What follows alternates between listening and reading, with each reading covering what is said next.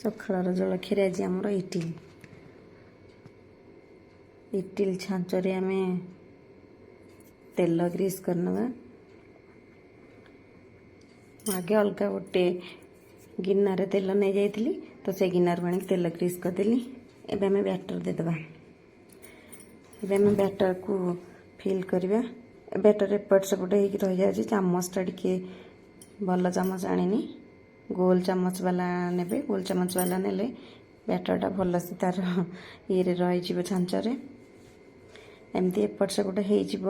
ଅଳ୍ପ ଅଳ୍ପ ଆପଣ ଦେବେ, ନହେଲେ ସେଇଟା ଇଟିଲିଟା ହେଇଗଲା ପରେ ବେଶୀ ଉପରକୁ ଫୁଲି ଆସିବ, ତ ବେଶୀ ବଡ଼ ବଡ଼ ହେଇଯିବ। ଇଟିଲି ଗୁଡ଼ା ବେଶୀ ବଡ଼ ହେଲେ ଖାଇବା ପାଇଁ କିଛି ଜଣଙ୍କୁ ଭଲ ଲାଗିବନି। ଏବେ ଆମର ଦେଇସାରିଲେ ଏବେ ତାକୁ ଟିକେ ବାଡ଼େଇ ଦେବା।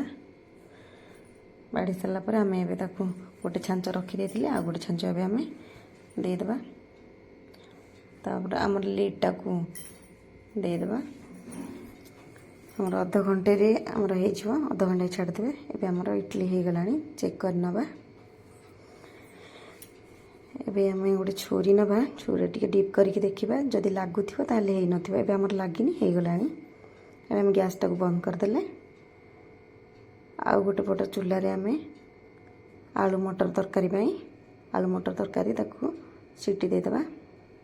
ଏଇଠି ଆମର ପେଷ୍ଟ ପାଇଁ, ମସଲାର ପେଷ୍ଟ ପାଇଁ ଅଦା ଛୋଟ ଛୋଟ କରି କଟା ଅଦା ଦେଇଦେବେ, କିଛି ରସୁଣ ଦେଇଦେବେ, ଆଉ କିଛି କଟା ପିଆଜ, କଟା ଟମାଟୋ ବି ଦେଇଦେବେ। ଟମାଟୋ ତରକାରୀ ପକାଇଲେ ବି ଭଲ ହେବ, କିନ୍ତୁ ଏମିତିରେ ଦେଲେ ଆଉ ଟିକେ ତରକାରୀ ଟେଷ୍ଟ ଆସିବ। ଏବେ ଆମର ଇଟିଲି ହେଇଯାଇଛି। ଏବେ ଆମେ ଇଟିଲିକି ଗୋଟେ ସ୍ପୁନ୍ ସାହାଯ୍ୟରେ ବାହାର କରିଦେବା। ବାସ୍ ଏମିତି ବାହାରିଲେ ଇଟିଲି ଗୁଡ଼ା ଭାଙ୍ଗିଯିବ। ଏମିତି ସ୍ପୁନ୍ରେ ବାହାରିଲେ ଇଜିଲି ବାହାରିଯିବ। ଆମର ପୁରା ଛୋଟ ଛୋଟ ଇଟିଲି ହେଇଛି। ଛାଞ୍ଚଟା ବି ସେଇଭଳି ଛୋଟ ଛାଞ୍ଚଟି। ଇଟିଲି ଗୁଡ଼ା ବି ପୁରା ମିନି ଇଟିଲି ହେଇଛି। ପୁରା କ୍ୟୁଟ୍ ଲାଗୁଛି ଇଟିଲି ଗୁଡ଼ାକ। ଖାଇବାକୁ ଇଚ୍ଛା ହେଉନି, ଇଟିଲି ଗୁଡ଼ାକ ଧରିକି ଖେଳିବା ପାଇଁ ଇଚ୍ଛା ହେଉଛି। ଆମର ସବୁ ଇଟିଲି ବାହାରିଗଲା। ଇଟିଲିଟା ଆମର ବହୁତ ସଫ୍ଟ ହେଇଛି, ବହୁତ ଛୋଟ ଇଟିଲି ଆଉ ବହୁତ ସଫ୍ଟ। ଆକୁ ଚାଉଳ ଚୁନା ସହିତ ଅଳ୍ପ ବିରି ଦେଇକି କରିଛି। ଏବେ ଆମର ଆଳୁ ମଟର ତରକାରୀ ପାଇଁ ସିଝିଗଲାଣି ଆଳୁ ମଟର। ଏବେ ଆମେ କଡ଼େଇରେ ତେଲ କିଛି ଦେଇଦେବା, ଗୋଟା ମସଲା ଟିକେ ଦେଇଦେବା, କିଛି ଚିନି ବି ଆମେ ନେଇଯିବା କଲର୍ ପାଇଁ।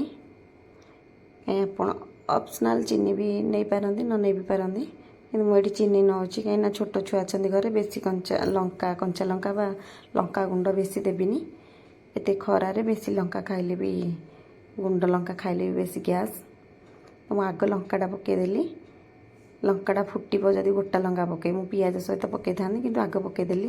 କିନ୍ତୁ ଲଙ୍କାଟାକୁ ମୁଁ କାଟିକି ପକାଇଥିଲି, ମଝିରୁ ତାର ଦୁଇ ଫାଳ କରିଦେଇଥିଲି। ଏବେ ପିଆଜଟା ହେଇ ଆସିଲାଣି। ଆମର ଯେଉଁ ପେଷ୍ଟ କରିଥିଲେ ମସଲାଟା, ତାକୁ ଆମେ ଦେଇକି ଏବେ 2 ମିନିଟ୍ ଘାଣ୍ଟି ଦେବା। ତାର କଞ୍ଚା ସ୍ମେଲ୍ଟା ପଳାଇବ। କଞ୍ଚା ସ୍ମେଲ୍ ଗଲା ପର୍ଯ୍ୟନ୍ତ ଏମିତି ଘାଣ୍ଟି ଦେବେ। ଆମର ହେଇ ଆସିଲାଣି। ତାପରେ ଏବେ ଆମର ଗୁଣ୍ଡ ମସଲା ସବୁ ରଖିଥିଲେ, ଗରମ ମସଲା, ଲଙ୍କାଗୁଣ୍ଡ, ଲୁଣ, ହଳଦୀ ଗୁଣ୍ଡ, ଜିରା ପାଉଡ଼ର, ଧନିଆ ପାଉଡ଼ର ଏବେ ଦେଇଦେଲେ। ତାକୁ ଏବେ ମସଲାଟାକୁ କଷି ନେବା କିଛି ସମୟ। ମସଲା ଦେଇକି କଷିଲା ପରେ ତାର କଲର୍ଟା ଟିକେ ଭଲ ଆସିଲାଣି। ମୁଁ କାଶ୍ମୀରୀ ଲାଲ ମିର୍ଚ ନେଇଛି, ଏଇଟା ରାଗ ଟିକେ କମ୍ ରହିବ। ଏଇଟା ମୁଁ କମ୍ ଲଙ୍କାଗୁଣ୍ଡ ନେଇଛି। ଏବେ ଆମର ଭଲ କଲର୍ ହେଇଗଲାଣି, ଆଉ ମସଲାରୁ ବି ତେଲ ଛାଡ଼ି ଆସିଲାଣି। ମସଲାଟା ହେଇଗଲାଣି ପୁରାପୁରି। ଏବେ ଆମେ କିଛି ସମୟ ତାକୁ ଏପଟ ସେପଟ କରିଦେବା। ପାଣି ଏବେ ଦେଇଦେବା। ପାଣି ଦେଇକି ଆଉ କିଛି ସମୟ ପାଇଁ ତାକୁ କଷିଦେବା। ପାଣି ଦେଇକି କଷିଲେ ନା, ସେ ଆମେ ଯେଉଁ ଶୁଖିଲା ମସଲା ପକାଇକି କଷିଥିଲେ, ପାଣି ଦେଇକି କଷିଲା ପରେ ସେ ପାଣି ସହିତ ମସଲାଟା ମିକ୍ସ ହେଇଗଲେ ତାର ଫ୍ଲେଭରଟା ଅଧିକ ବାହାରେ। ତ ଆମର ମଟର ଆଉ ଆଳୁ ସିଝା ରଖିଥିଲେ ତାକୁ ପକାଇଦେବା।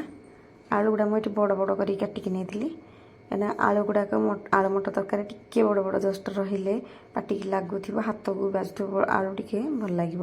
ଆଉ ପୁରା ତାକୁ ଚକଟିକି ପକାଇଦେଲେ ସେଇଟା ତ ଆଳୁ ଚକଟା ତରକାରୀ ହେଇଯିବ।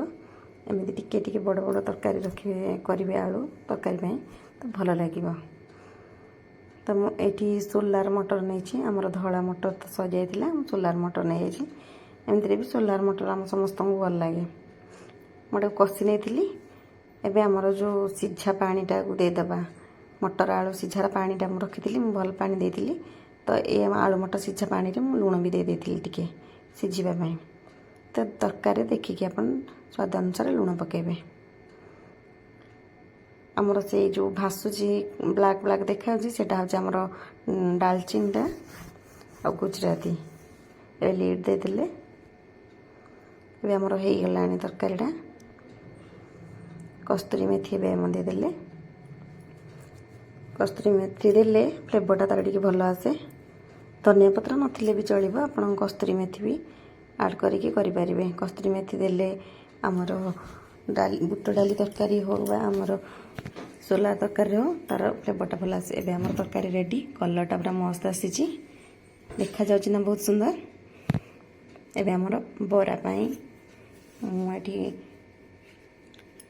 ନେଇଯାଇଥିଲି ବରା ପାଇଁ। ତାପରେ ଆମର ଏବେ ତେଲ ତାତି ଆସିଲାଣି। ଏବେ ଆମର ତେଲଟା ଜୋରରେ ତାତି ଆସିଥିଲା, ମୁଁ ସେଥିପାଇଁ ବରାର ସେପ୍ ଦେଇପାରିଲିନି। ଏମିତି ପିଆଜି ଆଉ ପକୁଡ଼ି ଟାଇପ୍ର ତରତରରେ କରିନେଉଛି। ତେଲଟା ତାତିଗଲା ପରେ ଆଉ ଯାହା ବି ପକାଇବୁ ସେ ଲାଗିଯିବ ତଳପଟୁ, ପୁରା ଗରମରେ ଲାଗିକି ପୋଡ଼ିଲା ଭଳିଆ ହେଇଯିବ। ସେଥିପାଇଁ ଆଉ ଡେରି ନ କରିକି ମୁଁ ପିଆଜି ଟାଇପ୍ର ଏବେ ପକାଇଦେଲି। ଏବେ ଗୋଟେ ଥର ଏଇଟା ଉଠେଇ ସାରିଲା ପରେ ତାପରେ ବରାର ସେପ୍ ଦେଇକି କରିବି। ଏବେ ଆମର ସେଇଟା ଉଠିଗଲା। ଏବେ ବରାର ସେପ୍ ଦେଇକି କଲି। ଆପଣ ଚାହିଁଲେ ବି ମଝିରେ କଣା କରିକି ମେଦୁ ବଡ଼ା କରିପାରିବେ, ନହେଲେ ସେମିତି ହାତରେ ବି ପ୍ଲେନ୍ ବରା କରିପାରିବେ। ମୋତେ କିନ୍ତୁ ଏମିତି ପ୍ଲେନ୍ ବରା ହାତରେ ଚେପ୍ଟା ଚେପ୍ଟା କରିକି ବରା କରିବା ପାଇଁ ଭଲ ଲାଗେ। ଆପଣ ଚାହିଁଲେ ବି କଦଳୀ ପତ୍ରରେ ଧୋଇକି କଦଳୀ ପତ୍ରରେ ଏମିତି ବିରି ପାଣି ହାତ ହୋଇକି ନେଇକି କରିପାରିବେ। ମୁଁ କିନ୍ତୁ ପାଣି ହାତ ହୋଇକି ଏମିତି ବିରି ଅଳ୍ପ ଅଳ୍ପ ନେଇକି ପତଳା ପତଳା କରିକି ଏମିତି କରିଦେଉଛି ହାତରେ ଚେପ୍ଟା ଚେପ୍ଟା କରିକି। ଆମର ଏବେ ଏପଟ ସାଇଡ଼୍ରେ ଏବେ ମୁଁ ଦେଇଦେବି, ତେଲ ଅଛି, ଜାଗା ଅଛି ଏପଟେ, ଏଇଟା ଲାଗିଗଲା ଟିକେ, ତ ଆମେ ତାକୁ ଏବେ ଠିକ୍ କରିଦେବା। ଏବେ ଆମର ହେଇଗଲା ଗୋଟେ ପଟ ସାଇଡ଼୍ ଏବେ ଲେଉଟାଇ ଦେଲେ। ଏବେ ଆମେ ବରାଟାର ଆଉ ଗୋଟେ ପଟ ସାଇଡ଼୍ ବି ଏବେ ଆମେ ତାକୁ ଲେଉଟାଇ ଦେବା। ଏବେ ପରଫେକ୍ଟ ହେଇଗଲାଣି ତାର ଆରପଟ ସାଇଡ଼୍ଟା। ଏଇପଟ ସାଇଡ଼୍ଟା ଆପଣ ଛାଡ଼ିଦେବେନି, ଏମିତି ଛାଡ଼ିଦେଲେ କଡ଼େଇ ଯଦି ତାତି ଯାଇଥିବ ଏମିତି ବରା ପକାଇ ଦେଇକି ଯଦି ଛାଡ଼ିଦେଲେ କିଛି ସମୟ ତାହେଲେ ଏମିତି ହେଇଯିବ, ପୋଡ଼ିଯିବ। ଗୋଟେ ଫାଳେ ହେଲେ ଫାଳେ ହେବନି। ଏମିତି କିନ୍ତୁ ମଝିରେ ମଝିରେ ଇଏ କରିବାକୁ ପଡ଼େ, ଚଲେଇବାକୁ। ଏବେ ଆମର ପୁଣି ଥରେ ସେ ବରା ପରେ ପିଆଜି ଆମେ ଆଉ ଥରେ ବନେଇଦେଲେ। ବେଳେବେଳେ ବି ଏମିତି ବିରି ବ୍ୟାଟରରେ ଏମିତି ପକୁଡ଼ି ଟାଇପ୍ର କରିକି ଖାଇବାକୁ ବି ଭଲ ଲାଗେ। ସବୁବେଳେ ତ ବରା ଖାଉଛି। ଏବେ ଆମର ହେଇଗଲା ବରା ପକୁଡ଼ି। ଏବେ ରେଡ଼ି ହେଇଗଲା ଆମର ବ୍ରେକଫାଷ୍ଟ, ଇଟଲି ବରା ଆଉ ଆଳୁ ମଟର ତରକାରୀ ଗରମା ଗରମ। ଏବେ ଭୋକ 100ରୁ 100। ଚାଲନ୍ତୁ ଏବେ ଖାଇନେବା। ଇଟଲି ବରା ଆଉ ଆମର ମଟର ତରକାରୀ ନେଇଯିବା, ଏବେ ଖାଇନେବା। ଭୋକ ପ୍ରବଳ, ଖରାରେ ବି ଆଉ କିଛି ଇଚ୍ଛା ହେଉନି ଖାଇବା ପାଇଁ। ପଖାଳ ଭାତ ଦୁଇଟା ଖାଇବା ପାଇଁ ଇଚ୍ଛା ଥିଲା, କିନ୍ତୁ ଆଜି ପଖାଳ ଭାତ କରିନଥିଲି।